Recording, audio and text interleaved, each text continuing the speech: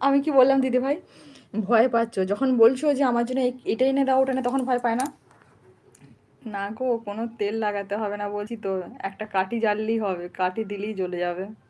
শোনা, জ্বলে অলরেডি গেছে। বড়দি ভাই হাসছে দেখো। শোনা, অলরেডি জ্বলে গেছে, আর জ্বালাতে হবে না। ইউপি থেকে বিহার। ইয়েস, আমি ইউপি থেকে বিহারে চলে এসেছি।